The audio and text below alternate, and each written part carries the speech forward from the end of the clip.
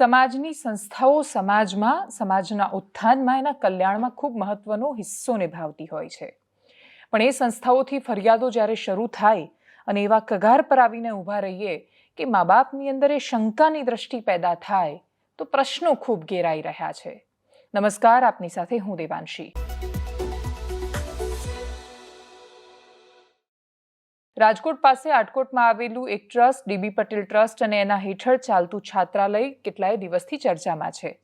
અમદાવાદથી વકીલ આનંદ યાજ્ઞિકે જ્યારે જિલ્લાના પોલીસ વડાનો સંપર્ક કર્યો અને પછી ફાઇનલી ફરિયાદ દાખલ કરવામાં આવી ત્યારે એ પ્રશ્ન ઊભો થયો કે એક છોકરી ફરિયાદ માટે આંટા મારતી હતી તો એ ફરિયાદ લેવામાં કેમ ન આવી?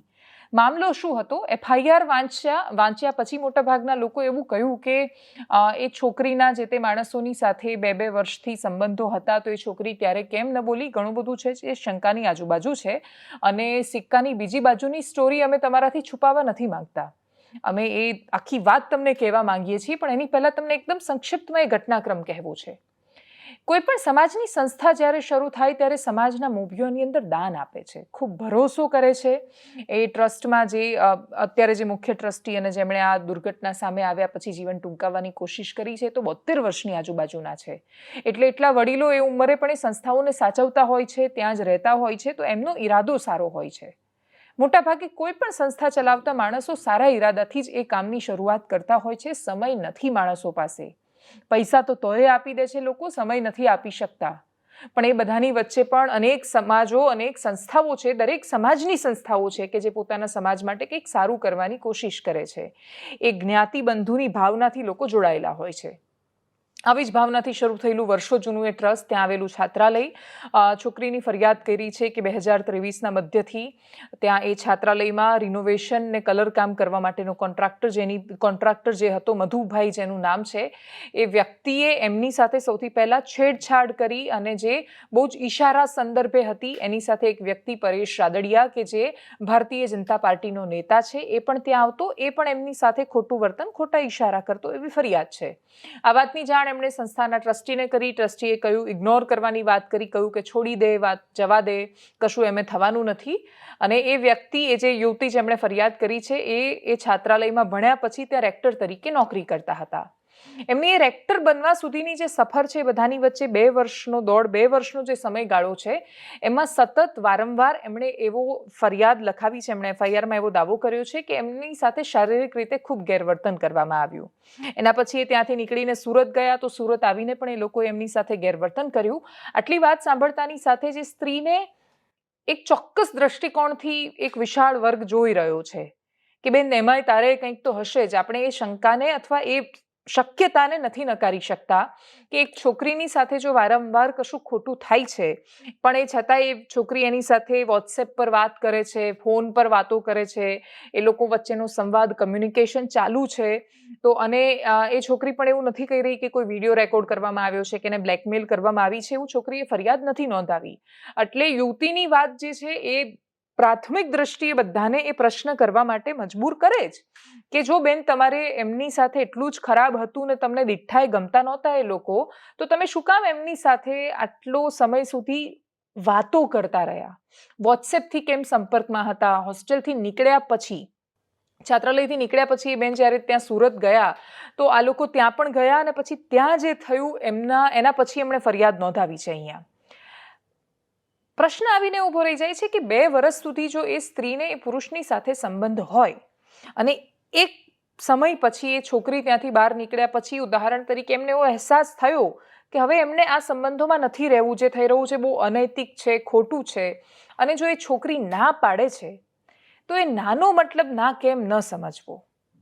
એવું શું કામ માની લેવું કે 2 વર્ષ સુધી મારી સાથે સૂઈ ગઈ હતી તો 2.5મા વર્ષે પણ મને એની સાથે સૂઈ જવાનો હક બને છે અથવા હું એની સાથે જબરદસ્તી કરી શકું છું?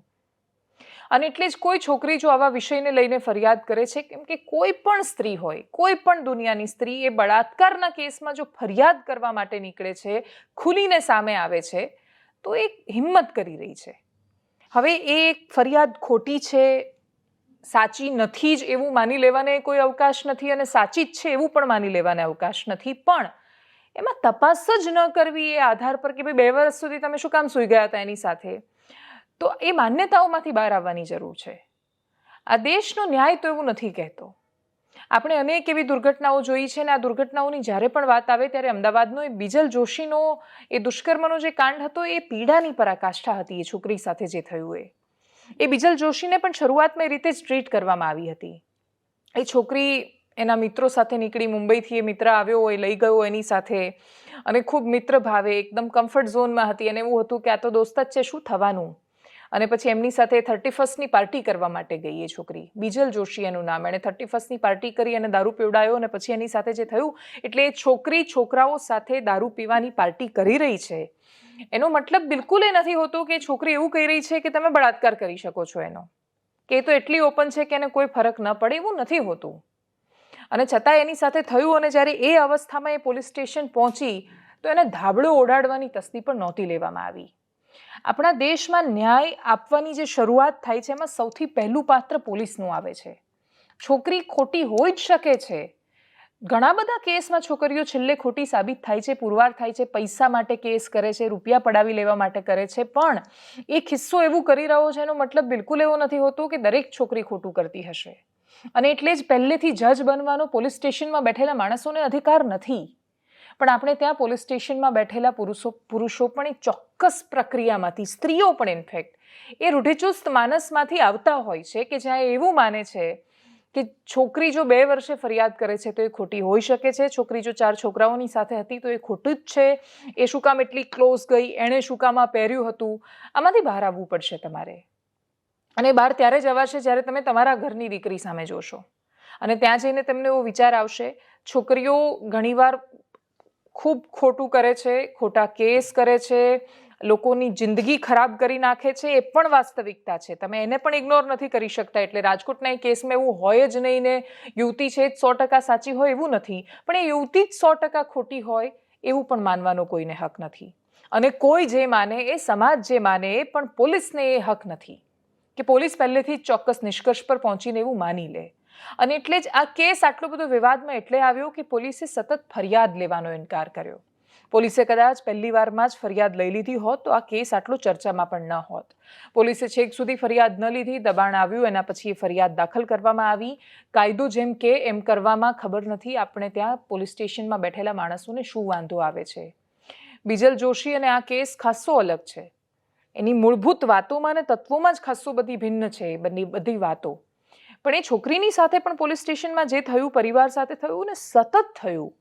અને પછી છેલ્લે જ્યારે એને એવું લાગ્યું કે એણે ન્યાય મેળવવા માટે જઈને પહેલું પગથિયું ઉઠાવીને ભૂલ કરી નાખી છે, પોલીસ સ્ટેશનમાં ચઢીને ભૂલ કરી નાખી છે, એવો અહેસાસ થતાં એ છોકરીએ દુનિયા છોડી દીધી. અને એટલે જ બિજલ જોશીની જ્યારે વાત આવે ત્યારે હંમેશા મનમાં એ પ્રશ્ન આવે કે પોલીસ સ્ટેશનમાં બેઠેલા માણસોએ એટલી સંવેદના બતાવવી પડે કે કોઈ પણ છોકરી જો ખુલ્લેઆમ આ પ્રકારની ફરિયાદ કરવા માટે આવી રહી છે તો અહીંયા અમદાવાદમાં જે સેક્સ વર્કર્સ કામ કરે છે, ઘણા બધા એરિયામાં બેઠેલા હોય છે, ભલે આપણે કાનૂની રીતે કશું હોય નહીં તો એ અમુક વાતો તો હકીકત છે કે દારૂ એ મળે છે ને સેક્સ વર્કર્સ પણ મળે છે, આ બધું હોય જ છે. એ લોકો પણ જ્યારે કામ કરવા બેસે છે ત્યારે મોઢું બાંધીને બેસે છે. એ લોકો પણ ખુલીને નથી ઈચ્છતા ક્યારેય કે એ વિષય પર એ વાત કરે અથવા એમના સંતાનો આ બધી વાતો જાણે, કે એમની આજુબાજુના માણસો જાણે. એ લોકો તો એ જ વિસ્તારમાં રહે છે, વર્ષોથી આનું આ જ કામ કરતા આવ્યા છે, એ કામ પર જ એ લોકો ટકેલા છે, પણ છતાં એ લોકો પણ મોઢું બાંધે છે ને એમની આઈડેન્ટિટી રિવીલ નથી કરતા, એમની ઓળખ છતી નથી કરતા. તો એનો મતલબ કે કોઈ છોકરી ખુલીને સામે આવીને ફરિયાદ નોંધાવી રહી છે તો એકવાર તો એટલી સંવેદનાથી જોવી જોઈએ, તપાસ કરો ને પછી જે નિષ્કર્ષ પર આવે પણ તપાસ કરવાની તસ્દી ન લેવામાં આવી. હવે જે FIR છે એ પ્રકારે કંઈ 2 વર્ષથી જ છોકરી પર સતત બળાત્કાર થતો હતો અને પછી અચાનક જ એને અહેસાસ થયો એવી વાત તો નથી. પ્રાથમિક દ્રષ્ટિએ એ શંકાને સ્થાન રહેલું છે કે એ છોકરીના પરેશ રાદડિયા અને મધુભાઈ જે પણ છે એ લોકોની સાથેના સંબંધો હતા. હવે વાત આવે છે છાત્રાલયમાં રહીને એ સંબંધો હતા. એ બળાત્કાર હતો કે વ્યભિચાર હતો એ પોલીસના અંતે, એક ઇન્વેસ્ટિગેશનના અંતે સાબિત થવાનું છે, નક્કી થવાનું છે. એ જે પણ હોય પણ એ એક છાત્રાલયમાં થઈ રહ્યું હતું જ્યાં સ્કૂલની છોકરીઓ પણ ભણે છે, ત્યાં રહે છે, જ્યાં સ્કૂલ કોલેજની છોકરીઓ રહેતી હોય, જ્યાં મા બાપ ખૂબ ભરોસા સાથે સમાજના છાત્રાલયમાં એટલે મૂકતા હોય કે આવું કશું ન ચાલે, ત્યારે એ છાત્રાલય સાથે સંકળાયેલા માણસો જ જો આ કરે છે ત્યાં એ એ બળાત્કાર છે કે વ્યભિચાર અલગ વિષય, પણ છે થઈ રહ્યું છે છાત્રાલયમાં, અને થઈ રહ્યું છે ખબર હોવા છતાં એને છુપાવવાની કોશિશ શું કામ થાય? આવું બહુ જ ઓછા કિસ્સામાં બને છે, પણ જ્યારે બને છે ત્યારે પ્રશ્નો પેદા કરે છે. એ ભરોસા પર કે સમાજની સંસ્થાઓમાં આવું ન થવું જોઈએ. એ ખૂબ પવિત્ર જગ્યાઓ હોય છે. માણસો જ્યારે એમાં દાન આપે છે, એની સાથે સંકળાય છે, જોડાય છે, ત્યારે એ લોકો સમાજના ઉત્થાન અને કલ્યાણ માટે આપતા હોય છે એ રકમ.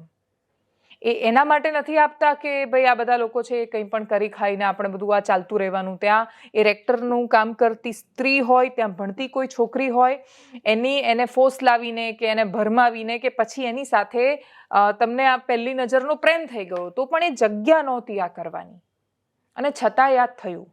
એટલે જે માણસોએ બચાવ કરવો હોય એ લોકોનો જે અત્યારે આરોપીની ભૂમિકામાં છે, એ પરેશ રાદડિયા હોય કે મધુભાઈ હોય, તમે જો એમનો બચાવ કરી રહ્યા છો તો પણ તમારી પાસે એ વાતનો જવાબ છે કે છોકરી સહમત હતી તો પણ એ છાત્રાલયમાં એ લોકો આ શું કામ કરી રહ્યા હતા? એમના એકના પત્ની તો જિલ્લા પંચાયતના સભ્ય છે, તો શું એમના ઘરે ખબર હતી કે એમનો પતિ છે છાત્રાલયમાં કામ કરવાના અને સેવા કરવાના બહાને ને સમાજના બહાને જે જઈ રહ્યો છે એ તો આવું કરી રહ્યો છે ત્યાં? અને શું આ કરવા માટે છાત્રાલય યોગ્ય જગ્યા છે? એટલે પ્રશ્ન આમ હોય કે આમ હોય, આ યુવતી કેટલી સાચી કે ખોટી એ પ્રશ્ન જ નથી. પ્રશ્ન એ છે કે એ છાત્રાલયમાં આ શું કામ થયું? મા બાપો બહુ જ હિંમત કરીને છોકરીઓને ભણવા માટે બહાર મોકલે છે. એવી અનેક છોકરીઓ છે કે જેને માત્ર એ ડરથી બહાર નથી મોકલવામાં આવતી કે બહારની દુનિયાનો રંગ કાં તો મારી છોકરી પર લાગી જશે. આજુબાજુના અનેક માણસો એવા હોય છે કે જે મેણા ટોણા સાથે તૈયાર ઊભા હોય છે, જો કશું ખોટું થાય તો એવું કહેવા, અમે તો કહ્યું જ હતું કે છોકરીઓને ભણાવવાની આટલી બધી બહુ લઈ ના કરાય. અને છતાંય મા બાપ મોકલે છે ભરોસા સાથે. એ ભરોસો ન તૂટવા દેવો એ બહુ મોટી જવાબદારી છે. અને એ જવાબદારી જ્યારે તમે કન્યા છાત્રાલયના નામે માથે લઈ રહ્યા છો તો એને જાળવવાની જવાબદારી હતી, જે નિભાવવી જોઈતી હતી. બહુ જ કડક નિયમો સાથે ઘણા બધા છાત્રાલય હોસ્ટેલ્સ ચાલે છે, આખી દુનિયામાં ચાલે છે. અને હોસ્ટેલમાં રહેતી બધી જ છોકરીઓ ખરાબ નથી હોતી. હોસ્ટેલમાં રહેતી બધી જ છોકરીઓને બધાની સાથે લફરા જ હોય છે, અનૈતિક સંબંધો જ હોય છે, એવું નથી હોતું. એટલે એ દ્રષ્ટિકોણમાંથી પણ બહાર આવીએ. અને તમે કોઈ જગ્યાએ સમાજના મોભીને પડા બનીને સમાજની સંસ્થા સાથે સંકળાયેલા છો તો ત્યાંના રેક્ટર હોય કે છોકરીઓ, એના પર કુદ્રષ્ટિ નાખવાનું બંધ કરો, ચાન્સ મારવાનું બંધ કરો. જો એ બંધ થશે તો આ પ્રકારના કિસ્સાઓ બંધ થવાના છે. બાકી તો આમાં તો આનો કોઈ ચોક્કસ નિવેડો કે નિષ્કર્ષ નથી આવવાનો. પ્રતિક્રિયાઓ જે સામે આવી છે આ કેસમાં, સાંભળીએ. આજે આટકોટ કન્યા છાત્રાલયમાં ખૂબ જ દુર્ભાગ્યપૂર્ણ કિસ્સો, જે બેન ઉપર એક અમાનવીય કૃત્ય થયું, એ આખા સમાજ માટે એક ચોંકાવનારું છે કે આજે માતા પિતા દીકરીઓને હોસ્ટેલમાં ભણવા મોકલતા હોય અને હોસ્ટેલ ધારકોની જ્યારે રિસ્પોન્સિબિલિટી જવાબદારી બનતી હોય ત્યારે હોસ્ટેલની અંદર જો આવું થાય તો આજે માતા પિતા ચોંકી ગયા છે, સમાજ આખો ચોંકી ગયો છે. સમાજના લોકો ચિંતાતુર છે કે દીકરીઓને ભણાવવા ક્યાં મોકલવી. ખૂબ જ દુર્ભાગ્યપૂર્ણ છે. અને ભવિષ્યમાં આવું ન થાય એના માટે સરકારે તકેદારી લેવી જોઈએ અને સમાજે પણ જાગૃત રહેવું જોઈએ કે કેવા લોકોને ટ્રસ્ટીઓ બનાવવા અને કેવી સ્કૂલોમાં બહેનો દીકરીઓને ભણાવવી. કારણ કે આ તો એક ભયનો માહોલ બની ગયો કે દીકરીઓને ભણાવી કે નહીં, કેનો વિશ્વાસ કરવો. ખૂબ જ દુર્ભાગ્યપૂર્ણ છે. અને હું હૃદયથી કહું છું કે આવા લોકોને ક્યારેય છોડવા નહીં જોઈએ અને આને કડકમાં કડક સજા થવી જોઈએ. હાર્દિક ચોવટિયા. આ મારી ભત્રીજી છે. અને આ જે હોસ્ટેલમાં ભણે છે ને ત્યાં પરેશ રાદડિયા અને મધુભાઈ ટાઢાણી તે જંગવરના છે અને આ પરેશભાઈ વિરનગરના છે. તે વારંવાર અહીંયા હોસ્ટેલમાં જતા, ધમકાવીને લઈ જતા, તું નિશા ભણવા ન જતી, અહીંયા અન્ય રૂમમાં રહેજે, એમ કરીને એને પ્રેશર આપતા. પણ આ અમને કંઈ શક્તિ નહોતી. પણ છતાં એ ઓલો ભાઈ છે મધુભાઈ, તે હમણાં સુરત ગયો હતો આની પાછળ, તેને મોબાઈલ લઈ લીધો અને મારીને ઢસડીને, તું આમ કરીશ તો તારા મા બાપને મારી નાખીશ ને. એટલે એના પપ્પાની કોઈ બી ગયા હતા, એટલે જ અમારે આવવું પડ્યું છે. અને ન્યાય મળવો જોઈએ અને કાયદેસર કાર્યવાહી, નવા ગુના છે એ બધા એને લાગુ પડવા જોઈએ. કારણ કે બળજબરી જ કરતા હતા હોસ્ટેલમાં, વારંવાર લઈ જતા હતા, તો બધાને ખબર હતી, તો કોઈએ કાંઈ એક્શન તો લીધા નથી. છેલ્લે આણે અમને અત્યારે કીધું કે ઓલો ભાઈ મધુભાઈ છે એ છેલ્લે ગયો ત્યારે એણે અમને કીધું કે આવી રીતે છે એમ. આગળ વાત રાજ્યના વરસાદની કરીએ. રાજ્યના 90% વિસ્તારોમાં વરસાદ વરસી રહ્યો છે. સાર્વત્રિક વરસાદ છે એટલે મોટા ભાગના વિસ્તારોમાં હવે એ ફરિયાદ ઓછી થઈ ગઈ છે કે અમારે ત્યાં સાવ વરસાદ નથી. 10% વિસ્તારો હજુ પણ એવા છે કે જ્યાં ખેતી સારી રીતે થઈ શકે એટલો વરસાદ પણ નથી વરસ્યો. અમદાવાદ શહેર ખાસા સમયથી વરસાદથી એકદમ આમ સાવ કોરું ધાકોર જેવું હતું, વરસાદ આવતો નહોતો, તો ત્યાં પણ વરસાદ વરસ્યો છે. ગાંધીનગરમાં પણ આવ્યો છે વરસાદ, ઉત્તર મધ્યમાં પણ આવ્યો છે, અને જ્યાં નથી આવ્યો ત્યાં રવિ સોમમાં ખૂબ ભારે વરસાદની આગાહી કરવામાં આવી રહી છે, કેમ કે મધ્યપ્રદેશ અને રાજસ્થાન બાજુથી જે સિસ્ટમ આવી રહી છે એ ઉત્તર પૂર્વ હિસ્સો છે જે ગુજરાત રાજ્યનો, એટલે બનાસકાંઠાથી લઈ દાહોદ છોટાઉદેપુરની શરૂઆત સુધીનો હિસ્સો ત્યાં વરસાદ લાવશે. આજે રાત્રે આપણે જ્યારે આ વાત કરી રહ્યા છીએ ત્યારે લગભગ બાયડ, મોડાસા, માલપુરની આજુબાજુમાં, મહીસાગરની આજુબાજુના ભાગોમાં વરસાદ વરસી શકે છે. આવનારા દિવસમાં હજુ સુરત માટે ભારે વરસાદની આગાહી કરવામાં આવી રહી છે. સૌરાષ્ટ્રના કાંઠા વિસ્તારોમાં ભારે વરસાદની આગાહી છે. સોમવારે અમરેલી, ભાવનગરમાં પણ ખૂબ વરસાદ પડે, રેડ એલર્ટ જેવી આગાહી છે. અને એટલે જ હજુ આવનારું અઠવાડિયું, આવનારા 5 દિવસ તીવ્ર વરસાદ સાથે આવવાના છે, સાર્વત્રિક વરસાદ સાથે આવવાના છે. એટલે એક દિવસ અહીંયા તો એક દિવસ અહીંયા, પણ કોઈ વિસ્તાર બાકી નથી રહેવાનો. કચ્છમાં પણ વરસાદ પડવાનો છે. એટલે ગુજરાતનું આ દ્રશ્ય છે. આગાહી કરવાવાળા એક્સપર્ટ શું કહી રહ્યા છે આવનારા વરસાદને લઈને, સાંભળીએ એમને. હવે ખાસ કરીને અત્યારે અમુક વિસ્તારો બાકી છે જેની અંદર મોરબી, સુરેન્દ્રનગરમાં પણ અત્યારે હજુ સુધી કોઈ વરસાદનું સારું પરફોર્મન્સ નથી. બોટાદ વિસ્તારની અંદર પણ વરસાદનું કોઈ સારું પરફોર્મન્સ નથી. અને ઉત્તર ગુજરાતમાં, જો કે ઉત્તર ગુજરાતમાં પણ છેલ્લા 48 કલાકની અંદર અમુક જગ્યાએ ભારે વરસાદ તો અમુક જગ્યાએ સામાન્ય વરસાદ નોંધાયા છે. પણ એવરેજ હજી ઉત્તર ગુજરાતની અંદર પણ અમુક વિસ્તારો છે એ વરસાદમાં બાકી છે. જો કે આવડું મોટું ગુજરાત છે ને આ ગુજરાતની અંદર વરસાદનો રાઉન્ડ પૂરો થાય એ પછી પણ 2-5% તાલુકા તો બાકી રહી જ જતા હોય છે. એ અમે વારંવાર કહીએ છીએ. આ વખતે પણ કદાચ એવું બની શકે. પણ હજુ કયા વિસ્તારો ને કેટલા વિસ્તારો બાકી રહી ગયા આવું તો સ્પષ્ટપણે 29 જુલાઈ જ આપણે કહી શકાય. કેમ કે 29 જુલાઈ સુધી હજુ આ વરસાદનો રાઉન્ડ ચાલવાનો છે. એટલે 29 જુલાઈ સુધીમાં દક્ષિણ ગુજરાત, મધ્ય ગુજરાત અને ઉત્તર ગુજરાતના અનેક વિસ્તારોમાં હજુ પણ વરસાદ પડે તેવી શક્યતાઓ છે. અને અનેક વિસ્તારમાં સારા વરસાદ પણ નોંધાશે. એટલે ઉત્તર ગુજરાતમાં પણ જે મિત્રોનો વરસાદ બાકી હોય એની 29 જુલાઈ સુધી હજુ રાહ જોઈ. સૌરાષ્ટ્રના પણ મોરબી, સુરેન્દ્રનગર, બોટાદ હોય કે ભાવનગર કે બીજા વિસ્તારોમાં વરસાદ જો બાકી હોય તો એની પણ 29 જુલાઈ સુધી હજુ રાહ જોવાની છે. બાકી આમ જોવા જઈએ તો મોટા ભાગના વિસ્તારોની અંદર વરસાદ થઈ ગયા છે અને સારા વરસાદો થયા છે. હવે ખાસ કરીને 29 તારીખ પછી આપણે ખ્યાલ આવશે કે કેટલા વિસ્તારો બાકી રહ્યા છે. 29 તારીખ સુધી વરસાદો ચાલુ રહેવાના છે. તેમાં હજુ અતિ તીવ્રતા સાથે જે વરસાદો છે એ ખાસ કરીને દક્ષિણ ગુજરાતની અંદર, જેમાં સુરત, વલસાડ, વાપી, બારડોલી, ડાંગ, બિલીમોરા આ તમામ વિસ્તારોની અંદર વરસાદ છે અવિરત હજુ ચાલુ જ રહેશે. એમાં કોઈ રાહત મળે તેવી શક્યતાઓ નથી, જેની ખાસ નોંધ લેવાની છે. અને આ 29 જુલાઈ સુધી આ વરસાદનો રાઉન્ડ ચાલુ રહેવાનું છે. એ પછી પણ વરાપમાં બહુ મોટો ગેપ મળવાનો નથી. આમ તો 1 અથવા તો 2 ઓગસ્ટથી ફરીથી બીજો એક વરસાદનો નવો રાઉન્ડ ચાલુ થઈ જશે અને એ પણ આપણે કન્ટિન્યુ પછી જોવા મળશે. અને અંતે એક ખૂબ સુંદર તસવીર તમને બતાવવી છે. હળવદના પાર્થ વિલાણી છે, એમણે એ તસવીર મોકલી અને એ તસવીર પ્રવીણભાઈ ઠાકોરની છે. તમે એમને દ્રશ્યોમાં સાયકલ હંકારતા જોઈ રહ્યા છો.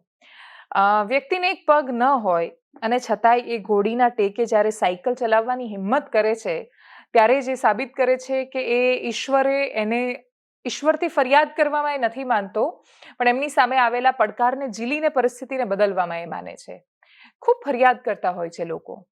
એટલે આજનો જે કિસ્સો, એટલે જેમ કે અમદાવાદમાં અથવા ઘણા બધા શહેરોમાં તમે ભીખ માંગતા બાળકો જોયા હશે. એ બાળકો ક્યાંના હોય છે, ક્યાંથી આવે છે?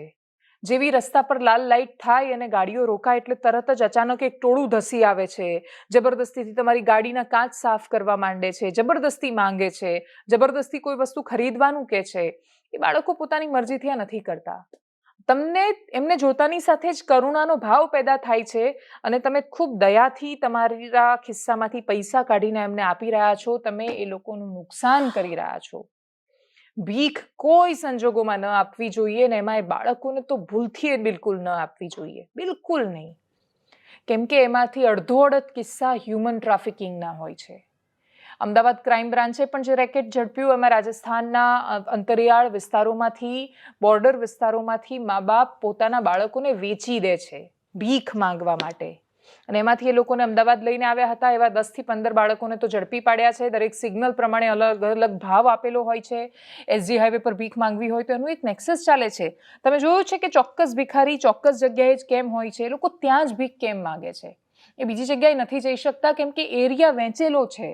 આ એરિયા આનો, એણે અહીંયાથી જ ભીખ માંગવાની એનો રેટ નક્કી કરેલો હોય છે અને એ મા બાપો બાળકોને વેચી દે છે.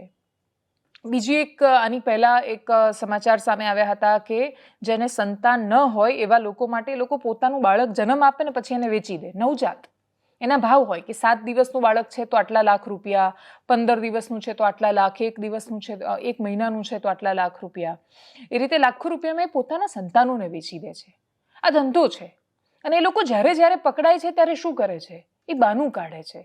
એ કહે છે ગરીબ જન્મ્યા એટલે અમે આવું કરીએ છીએ, ક્યાંથી પેટનો ખાડો અમારો પૂરાતો નથી. એટલે એક તો તમને એવું લાગે છે કે તમે તમારા બાળકને નથી આ દુનિયામાં ટકાવી શકવાના તો એને જન્મ આપવાનો અધિકાર નથી. બાળકો ચિઠ્ઠી નથી લખતા કે અમને પેદા કરો, અને પેદા કરો છો તો એનું પોષણ કરો. તમે કરી શકો એમ છો, પણ છતાં એટલી હદ સુધી એને ધંધો બનાવી દીધો છે કેમ કે ધંધો ચાલે છે, એજન્ટો છે, આ લોકોને લઈ આવે છે ત્યાંથી. ને આવું ખાલી આ તો રાજસ્થાનના બોર્ડરનું સામે આવ્યું, એવું તો અનેક વિસ્તારોમાં અનેક જગ્યાએ થઈ રહ્યું છે. અને એટલે જ આ લોકો જે ભીખ માંગે છે અહીંયા, એને તમે દયાના ભાવથી જ્યારે કશું કાપી રહ્યા છો ત્યારે પાપ કરી રહ્યા છો. તમે એક ગુનાનો ભાગીદાર બની રહ્યા છો. બોમ્બે બેગરી એક્ટ છે, ભિક્ષાવૃત્તિ અપરાધ બને છે.